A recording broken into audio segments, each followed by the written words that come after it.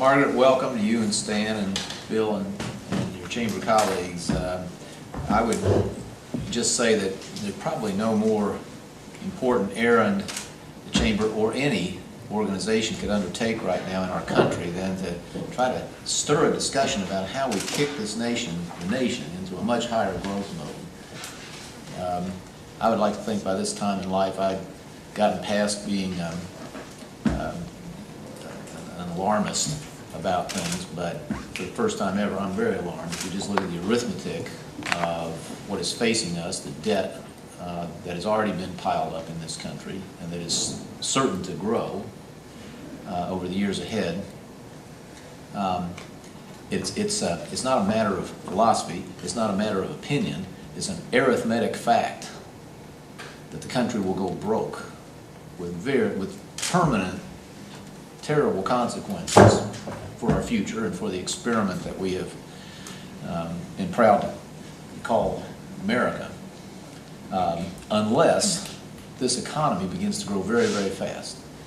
And I just want to underscore the fact that this is not a matter of political ideology. There's plenty of room for that debate, but whether you believe that government should be much more active and expansive as recent policy has held, or that you believe it should be much more limited, it doesn't make any difference. The mathematics says if we do not grow at an extraordinary rate, we've got serious trouble. You won't be able to cut your way out of it. You won't be able to avoid with the consequences.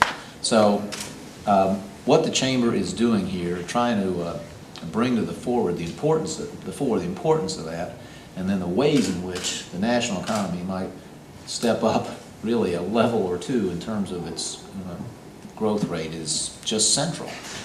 A couple quick words about how this looks from the state level. One is that we're in a market share game. Much as I wish we could, we can't do anything material that I can think of to make the national economy grow faster. What we can do as any state is try to outcompete our neighbors for a bigger piece of the pie, which we are doing, but it's not nearly adequate to the number of jobs that we need here in this state, or to secure our own future. And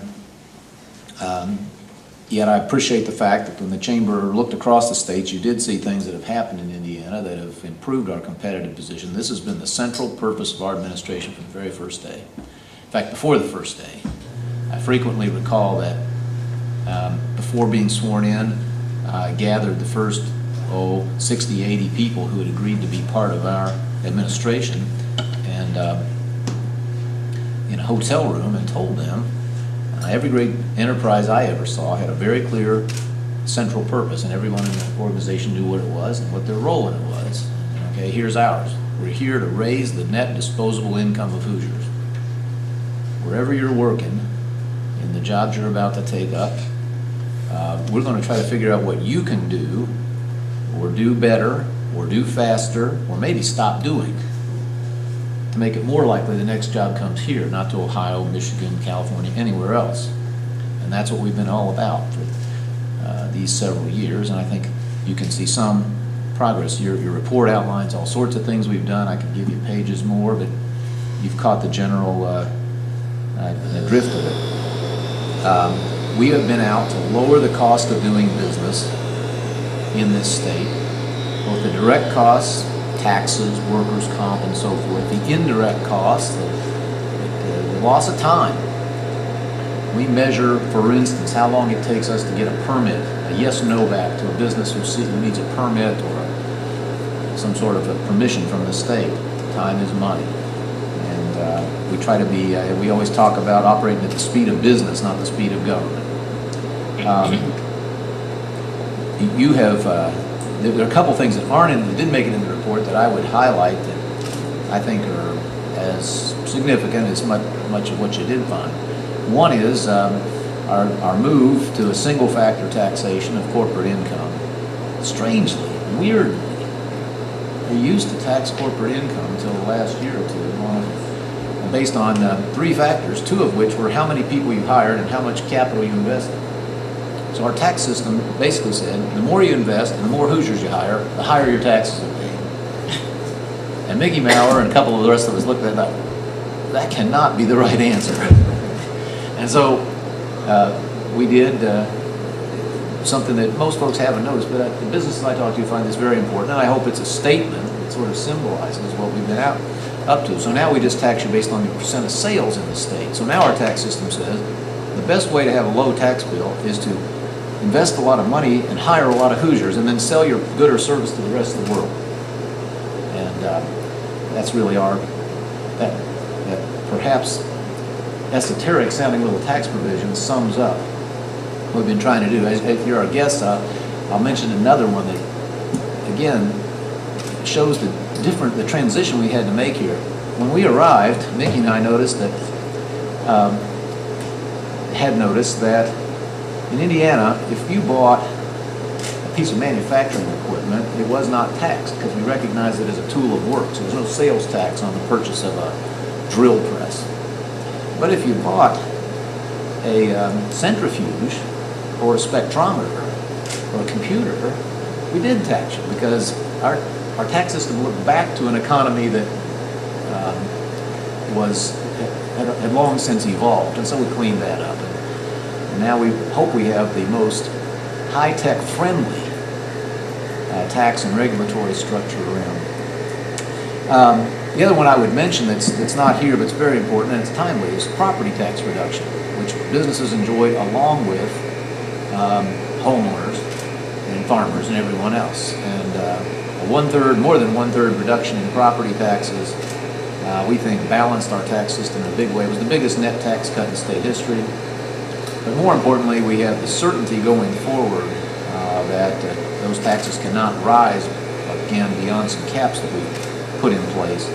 And Ball State and others who've looked at this see it as a very major economic development enhancement that we enjoy and other states do not. Let me just close by saying what we think economic policy at the state level is not about. It's not particularly about incentives. Now, I think we have in the IEDC the best job hunting organization around, and I hear this back all the time from businesses with whom Indiana competes. Always, it seems, when I check afterward, they'll say that our people were quicker, more business-like, so forth. And we do offer, at the end of those conversations, incentives. But just as at the board meeting last week in South Bend, one of the first metrics that the staff is measured on is how low were the incentives. When we got here, best we could untangle the information, the state was offering $36,000 per job on those occasions when anybody came here. And now it's under $9. And the job that Rob over there has, which his predecessors have brought us to this point, his job is to see if we can play even better poker. But I'm just winding up back where we started. Here in Indiana, we believe that it's all about the sandbox. It's all about the environment and creating the conditions, the optimal conditions, as best we can, for people to take risks and invest money and hire people and try to get the money back. I can report to you that routinely, in fact, it's the rule, not the exception, when a business picks Indiana over some other state, we were being outbid on the incentives. But in an all-in calculation, the business realized that over the 20, 30 years that they hoped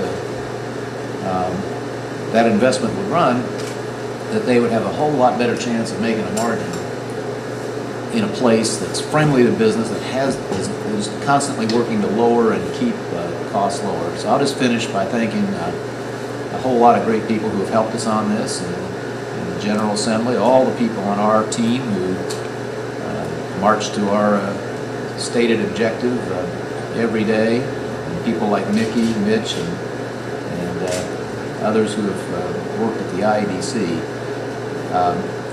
The word, I heard it said already once, the word job creation gets mentioned a lot. I try never to let our people slip and say that the state created any jobs. If we say that, we need to take it back quickly. Because government never does.